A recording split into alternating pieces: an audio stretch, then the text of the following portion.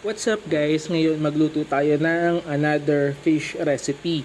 So ngayon magbubulang lang tayo ng gulay. Lalagyan natin siya ng pritong bangus. Ayan, so meron tayo ditong sitaw, kamatis, sibuyas at siling haba. Ayan, tapos meron din tayo ditong marami-raming kalabasa to, mga kalahating kilo. Tapos meron din tayo ditong malunggay. Ayan, so nadekwat natin yan sa kapitbahay. Ayan, tapos meron tayo ditong 4 na pirasong okra at meron din tayo ditong isang talong. Tapos syempre meron tayong katas ng kalamansi at yung pinrito natin bangus. Hindi ko na ipinakita yung pagpiprito kasi alam nyo naman lahat yan. Tapos meron tayo ditong kaserola, nilagyan lang natin ito ng tubig at lalagyan lang natin ito ng asin. So wala tayong ibang masyadong gagamitin kundi asin lang. So naglagay tayo dito ng 2 teaspoon ng asin. Pagkatapos papakuluan lamang natin to hanggang sa kumulo. Ayan. So kapag kumulo na, ayan, so hindi pa siya sobrang kulo pero mainit na yung tubig niyan, pwede na nating ilagay yung ating kamatis at sibuyas. Ayan. So dito sinabay ko na rin yung ating kalabasa at okra. Kasi ang gusto ko sa kalabasa at okra, syempre yung malambot na, especially sa okra. Yan. Pagkatapos yan, takpan uli natin at hintayin natin kumulo.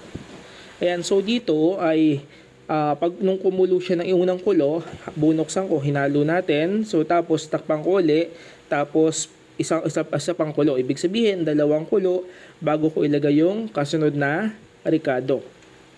Ayan, so halu-haluin lang natin para magbalanse po yung ating pagkakaluto sa ating mga gulay.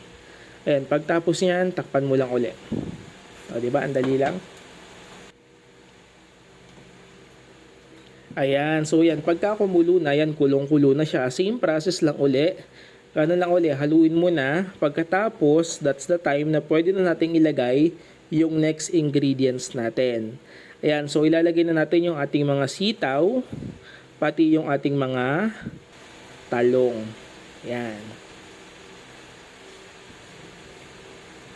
Yan, so nilagay na rin natin yung ating isang siling haba.